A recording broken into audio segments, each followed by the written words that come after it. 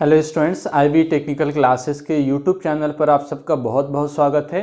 आज हम लोग इलेक्ट्रिक ट्रैक्शन का third unit, fourth and fifth यानी बाकी के जो इलेक्ट्रिक ट्रैक्शन का दो इम्पॉर्टेंट टॉपिक्स से रिलेटेड बात हमने किया था। बाकी के 3 टॉपिक को हमने एक ही वीडियो में कंसीडर कर लिया, क्योंकि बाकी का तो 3 यूनिट है वो बहुत ज़्यादा वास्ट या बहुत ज़्यादा इसका सिलेबस नहीं कम है, इसीलिए हमने एक ही साथ तीनों को कंबाइंड किया। तो इन 3 चैप्टर के अंदर यानी तीसरा जो यूनिट है उसके अंदर आपका थर्ड रेल सिस्टम और ओवरहेड से किस तरह से कलेक्शन किया जाए करंट, उसकी बात की गई है। तो इसमें पहला क्वेश्चन जो हमने कंसीडर किया है वो थर्ड रेल सिस्टम है, यानी इसी को हम लोग कंडक्टर रेल सिस्टम या थर्ड रेल सिस्टम भी बोलते हैं, जिसके अंदर हम लोग 2 पटरी के अलावा जिस पर ट्रेन चलती है उसके अलावा एक तीसरा पटरी और बिछाएंगे, जिससे हम लोग करंट को फ्लो कराएंगे और वहाँ से करंट कलेक्शन करके जो ट्रेन है, लोकोमोटिव है, वो रन करेगा। तो ये कंडक्टर रेल सिस्टम या थर्ड रेल सिस्टम के बारे में आपको एक्सप्लेन करना है डिटेल में, यानी कंडक्टर रेल सिस्टम किस लिए बनाएंगे, क्या एडवांटेज है, क्या डिसएडवांटेज है और कौन कौन सा मटेरियल उसमें यूज़ किया जाएगा, वो सारी बात डिटेल में आपको एक्सप्लेन करना है। दूसरा क्वेश्चन, आप चूंकि थर्ड रेल सिस्टम के अंदर आपने पढ़ा होगा बहुत ज़्यादा एडवांटेज नहीं होता है, डिसएडवांटेज ज़्यादा होता है, उसके अंदर शॉक लगने का चांस होता है, रिजिड होता है और हायर स्पीड पर करंट कलेक्शन करने में प्रॉब्लम होता है। इसीलिए हम लोग थर्ड रेल सिस्टम को ना यूज़ करके OHE सिस्टम को प्रीफर करते हैं, यानी ओवरहेड से करंट कलेक्शन करने को प्रीफर करते हैं। तो जब OHE से करंट कलेक्शन किया जाएगा तो उसके लिए जो डिवाइस यूज़ किया जाएगा उसमें हम लोगों को मेनली तौर से पोल कलेक्टर और बाउ कलेक्टर पढ़ना होता है, जो कि लोअर स्पीड पर काम करता है। ये दोनों अलग अलग है, पोल कलेक्टर एंड बाउ कलेक्टर। पोल कलेक्टर का यूज़ हम लोग ट्रॉली बसेस के अंदर करते हैं और बाउ कलेक्टर का यूज़ हम लोग ट्रांसवे के अंदर करते हैं, यानी जो ट्रेन होती थी पहले DC सप्लाई से चलने वाले, उसके अंदर बाउ कलेक्टर का यूज़ किया जाता है। और पोल कलेक्टर या इसी को ट्रॉली कलेक्टर भी बोलते हैं, जिसका उपयोग हम लोग ट्रॉली बसेस के अंदर जो रोड पे चलता था, टायर ट्यूब लगा हुआ होता था, 2 पोल होता था, यानी एक पॉजिटिव वायर और दूसरा निगेटिव वायर से करंट कलेक्शन के लिए, उसके लिए हम लोग पोल कलेक्टर या ट्रॉली कलेक्टर का उपयोग करते थे। तो वो एक्सप्लेन करना आपको पोल कलेक्टर और दूसरा बाउ कलेक्टर के बारे में। 2 अलग अलग टॉपिक है, दोनों को हमने साथ में लिख दिया, कंफ्यूज नहीं हो जाएगा। दोनों अलग अलग टॉपिक है जो कि अलग अलग क्वेश्चन के अंदर पूछा जा सकता है। तीसरा क्वेश्चन हमने कंसीडर किया, discuss the construction working of diamond type pantograph, यानी ये पोल और बाउ की तुलना में उससे अच्छा जो वर्जन आया है वो डायमंड टाइप पेंटोग्राफ का है। तो डायमंड टाइप पेंटोग्राफ का कंस्ट्रक्शन बनाकर आपको एक्सप्लेन करना है किस तरह से ये काम करेगा, करंट कलेक्शन करेगा, पहले क्या क्या दिक्कत होती थी, वो दिक्कत किस तरह से ओवरकम होगा, क्या क्या प्रॉब्लम था वो किस तरह से रेक्टिफाई होगा इस डायमंड टाइप पेंटोग्राफ में। तो तीसरा क्वेश्चन के अंदर डायमंड टाइप पेंटोग्राफ के बारे में एक्सप्लेन करना। चौथा और सबसे इंपॉर्टेंट क्वेश्चन है, draw the favely type pantograph and explain the construction and working of it. ठीक है, यानी हम लोग को पेंटोग्राफ से रिलेटेड यानी फेवली टाइप पेंटोग्राफ के बारे में डिटेल में हमको एक्सप्लेन करना है, और ये क्वेश्चन इस चैप्टर का यानी थर्ड यूनिट का सबसे ज़्यादा इंपॉर्टेंट क्वेश्चन है, जो कि बहुत ज़्यादा पॉसिबिलिटी है एग्जाम के अंदर पूछे जाने की। फेवली टाइप पेंटोग्राफ जो आजकल देखते होंगे इस तरह का बना होता है, ऊपर उठता करंट कलेक्शन, यानी आजकल हम लोग जो करंट कलेक्शन का काम देखते हैं वो यही पेंटोग्राफ यानी फेवली टाइप पेंटोग्राफ का ही उपयोग किया जाता है। तो इसका डायग्राम बनाकर आपको डिटेल में एक्सप्लेन करना क्या क्या उपकरण लगा होगा, किस तरह से ये ऊपर की तरफ राइज करता है, लो करता है, वो सारा एक्सप्लेन करना है। नेक्स्ट क्वेश्चन और लास्ट क्वेश्चन इसके अंदर हमने कंसीडर किया, what are the method of raising and lowering of pantograph. तो जनरली इसमें 3 ही मेथड होता है, एक होता है इसमें एयर राइज और स्प्रिंग लोअर, दूसरा होता है आपका यानी एयर प्रेशर की सहायता से हम लोग लोअर करेंगे और स्प्रिंग की सहायता से राइज करेंगे, और तीसरा होता है एयर राइज स्प्रिंग लोअर। तो मेनली तौर से हम लोग जो पेंटोग्राफ के लिए यूज़ करते हैं वो यूज़ करते हैं एयर राइज और स्प्रिंग लोअर, यानी एयर प्रेशर की सहायता से ऊपर जाता और नीचे लाने के लिए हम लोग होल्डिंग डाउन स्प्रिंग का यूज़ करते हैं। तो ये 3 मेथड होता है, आपने पढ़ा होगा। तो इसकी ये 5 क्वेश्चन आपका थर्ड यूनिट हमने कंसीडर किया, जिसमें से सबसे ज़्यादा जो इंपॉर्टेंट है वो फेवली टाइप पेंटोग्राफ है। नेक्स्ट चौथा यूनिट आपका लाइटिंग यानी ट्रेन के अंदर कौन कौन सा सिग्नल यूज़ किया जाता है उससे रिलेटेड है। और दूसरा इसमें यानी दो यूनिट 4 के अंदर, ये जो यूनिट 4 है ये बुक के अनुसार दो अलग अलग चैप्टर से मिलकर बना है, यानी बुक के अंदर दो अलग अलग चैप्टर है, आपके सिलेबस में दोनों को कंबाइंड करके एक यूनिट बना दिया गया है, जिसके अंदर हम लोगों को जो पढ़ना है एक सिग्नलिंग के बारे में पढ़ना और दूसरा है रिमोट कंट्रोल के बारे में पढ़ना है। और ये दोनों चैप्टर एक दूसरे से अलग है, इंडिपेंडेंट है, दोनों का कोई रिलेशन नहीं। तो पहला दो क्वेश्चन जो हमने कंसीडर किया है, ये पहला दो क्वेश्चन सिग्नलिंग से रिलेटेड है। यानी पहला क्वेश्चन क्या हमने लिखा है, what are the different type of signal interaction. अब इसके अंदर सारा डिटेल आ गया और बहुत आसान है, आप आसानी से उसको कवर कर सकते हैं। अगर आप डिमांड करेंगे यानी कमेंट करके बोलेंगे, अगर रिक्वेस्ट रहेगा तो सिग्नल के बारे में डिटेल हम वीडियो बना सकते हैं। सिग्नल बहुत तरीके का, यानी सेमोफोर आर्म सिग्नल है, उसके बाद कलर लाइट सिग्नल है, शंटिंग सिग्नल है, बहुत प्रकार का सिग्नल जो ट्रेन के अंदर यूज़ होता है उसके बारे में डिटेल चर्चा इसके अंदर इस टॉपिक में करना। तो कोई सा भी एक सिग्नल पूछ सकता है आपसे, उसके बारे में आपको एक्सप्लेन करना है। नेक्स्ट क्वेश्चन हमने जो लिखा है यहाँ पर, explain about DC track circuit and AC track circuit for signalling. तो आपने सिग्नलिंग पढ़ा होगा, उसमें एक टॉपिक आता है डीसी ट्रैक सर्किट, यानी ऑटोमेटिक सिग्नलिंग को कंट्रोल करने के लिए तो हम लोग डीसी ट्रैक सर्किट यूज़ करते हैं और मॉडर्न एज में हम लोग एसी ट्रैक सर्किट यूज़ करते हैं। दोनों में क्या डिफरेंस है, डीसी किस तरह से काम करता है, एसी किस तरह से काम करता है, और दोनों में कौन बेटर है, एडवांटेज डिसएडवांटेज क्या, वो सारा चीज़ आपको एक्सप्लेन करना है डायग्राम बनाने के, डायग्राम के साथ। तो ये दो क्वेश्चन आपका सिग्नलिंग से रिलेटेड हो गया। और इसके बाद का जो तीन क्वेश्चन है वो आपका है कंट्रोलिंग से, यानी किस तरह से हम लोग एक जगह बैठकर दूसरी जगह के सिस्टम को, सिस्टम बोलने का मतलब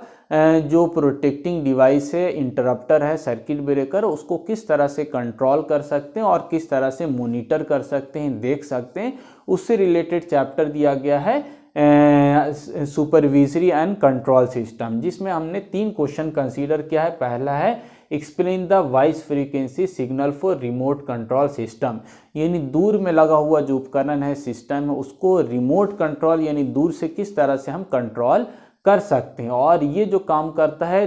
वॉइस फ्रीक्वेंसी पर काम करता है, यानी फ्रीक्वेंसी की वैल्यू काफ़ी हाई होती है किलोहर्ट्ज़ के अंदर, तो उस फ्रीक्वेंसी पर किस तरह से ऑपरेशन होगा उसका डायग्राम बनाकर आपको एक्सप्लेन करना है। नेक्स्ट क्वेश्चन हमने कंसीडर किया explain remote control system equipment and network, यानी इसके अंदर कौन कौन सा इक्विपमेंट यूज़ होगा। जैसे आपका आरसी इक्विपमेंट होता है, एफएमवीएफटी इक्विपमेंट होता है और मिमिक डायग्राम होता है, और कितना नेटवर्क किस तरह होगा, टेली कमांड क्या है, टेली सिग्नल क्या है, वो सारा आपको एक ही डायग्राम के अंदर एक्सप्लेन करना, वो सारा डायग्राम बनाकर उसके बारे में चर्चा करना है। लास्ट क्वेश्चन हमने कंसीडर किया है explain working and application of mimic diagram. तो एक जो कंट्रोल रूम होता है जहाँ से सारा कमांड भेजा जाता है, उस कंट्रोल रूम के अंदर एक हम लोग बड़ा सा डायग्राम बनाते हैं, बड़ा ऐसा एक समझ लिए पैनल बना हुआ होता है जहाँ पर सारा की आपका लगा होगा, स्विच लगा होगा, जिसको ऑपरेट करने से दूर लगा हुआ 40-45 किलोमीटर 90 किलोमीटर दूर रखा हुआ उपकरण को हम लोग कंट्रोल कर सकते हैं और साथ ही साथ मॉनिटर भी कर सकते हैं, देख भी सकते हैं कि वो इक्विपमेंट किस अवस्था में, ऑन में है, ऑफ में है, उसमें अलग अलग लाइट लगा हुआ होगा, अलार्म लगा होगा, वो सारा फंक्शन होगा। तो वो आपको मिमिक डायग्राम को एक्सप्लेन करना है डायग्राम के साथ। तो ये टोटल 5 क्वेश्चन हो गया 4th यूनिट से रिलेटेड, जिसमें आपका ये आपका एक्सप्लेन रिमोट कंट्रोल, ये आप बोल सकते तीनों ये इंपॉर्टेंट है, मिमिक डायग्राम भी, वॉइस फ्रीक्वेंसी ये भी, और डीसी आपका ट्रैक और एसी ट्रैक, ये लगभग आपका 4 क्वेश्चन बहुत इंपॉर्टेंट। और इसमें से ये पूरा डिटेल है, इसमें से कोई एक टॉपिक यानी कोई एक सिग्नल आपका पूछ देगा, 4 एस्पेक्ट सिग्नल के बारे में एक्सप्लेन कीजिए या 3 एस्पेक्ट सिग्नल के बारे में, तो अलग अलग इसके अंदर से क्वेश्चन आ सकता है। तो ये लगभग सारा ही सारा आपका 4th यूनिट का क्वेश्चन जो हमने लिखा वो सारा इंपॉर्टेंट क्वेश्चन एग्जाम के अंदर आ सकता है। पांचवा चैप्टर और लास्ट चैप्टर ट्रैक्शन का, इसके अंदर हम लोग ट्रेन के अंदर लाइटिंग किस तरह से की जाए, यानी ट्रेन के अंदर जो हम लोग लाइटिंग देखते हैं, बल्ब है, पंखा है, फ्रिज चल रहा है, एसी चल रहा है, उसके लिए सप्लाई कहाँ से आएगी, उसकी बात इस चैप्टर यूनिट 5th के अंदर किया गया।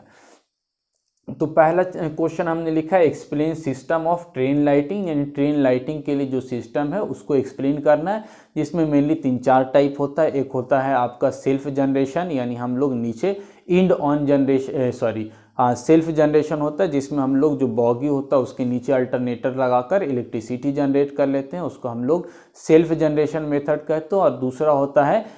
लास्ट में डीजल इंजन, हम लोग डीजल जनरेटर लगा लेते हैं, यानी नॉर्मल जैसा आपका डीजल थर्मल पावर प्लांट होता है उस तरह का डीजल पावर प्लांट लगा लेते हैं,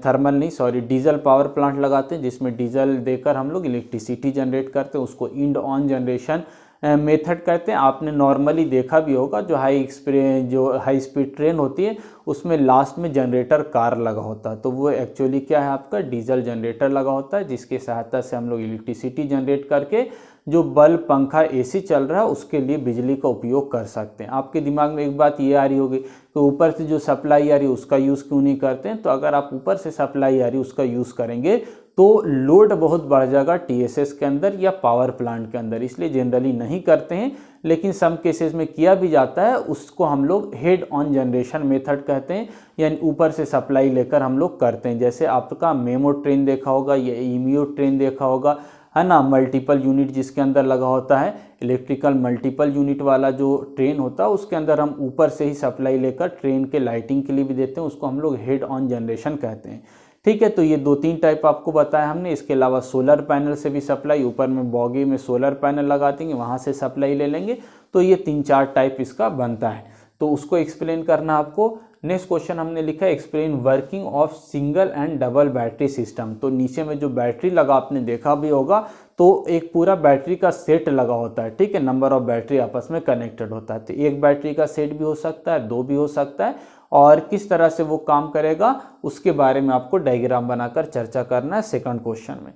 तीसरा क्वेश्चन लिखा गया what are the requirement of railway coach air condition. अब ये अलग क्वेश्चन है, यानी कि रेलवे कोच और नॉर्मल जो हमारे घर के अंदर का एयर कंडीशन है वो अलग होता है। हमारे घर का क्या है, एक ही क्लाइमेट में लगा हुआ है, डस्ट ज़्यादा नहीं है, ज़्यादा पॉल्यूशन नहीं है, गर्दा नहीं है, तो आराम से काम करता है। लेकिन रेलवे के अंदर जो एयर कंडीशन है, बार बार पैसेंजर उतर रहा है, चढ़ रहा है, इसके अलावा अलग अलग क्लाइमेट के अंदर चल रहा है, धूल गर्दा भी उड़ रहा है, उस अवस्था में कैसे वो काम करे उसके लिए हम लोगों को यहाँ पर चर्चा करना है। क्या क्या रेलवे के अंदर की एसी जो लगेगी उसकी क्या क्या आवश्यकता होगी, क्या क्या रिक्वायरमेंट होगा, वो एक्सप्लेन करना। नेक्स्ट आपको चौथा क्वेश्चन में एक्सप्लेन करना what are the main air condition equipment in railway, या रेलवे की जगह पर नॉर्मल एयर कंडीशन के अंदर भी जो जो उपकरण है वही यहाँ पर भी होगा, जैसे आपका कंप्रेसर है, कंडेंसर है, वो सारा उपकरण के बारे में आपको डिटेल में चर्चा करना। आप नेट से भी देखेंगे, इस पर आपको जनरल टॉपिक भी मिल जाएगा, एयर कंडीशन जो होता है उसमें कौन कौन सा उपकरण होता है उसके बारे में चर्चा करना। लास्ट क्वेश्चन जो है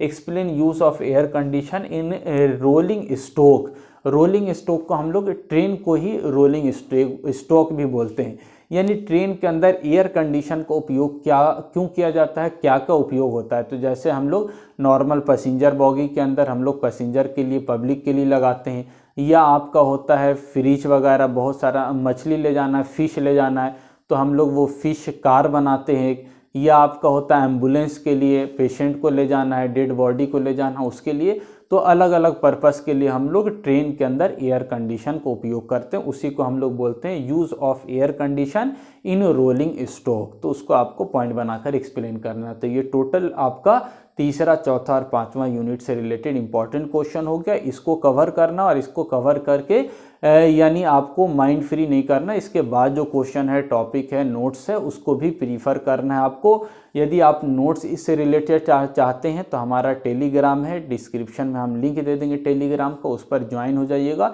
तो वहाँ पर सारा नोट्स आपको मिल जाएगा। तो आज के लिए इतना ही। अगर चैनल पर नए हैं तो चैनल को सब्सक्राइब कर लीजिएगा, वीडियो अपने दोस्तों को ज़्यादा से ज़्यादा शेयर कीजिएगा, जितना ज़्यादा आप शेयर कीजिएगा उतना ही ज़्यादा हमारे लिए मोटिवेशन होगा, और ऐसे ही वीडियो आपके लिए हम बनाते रहेंगे। मिलते हैं नए वीडियो में, थैंक यू।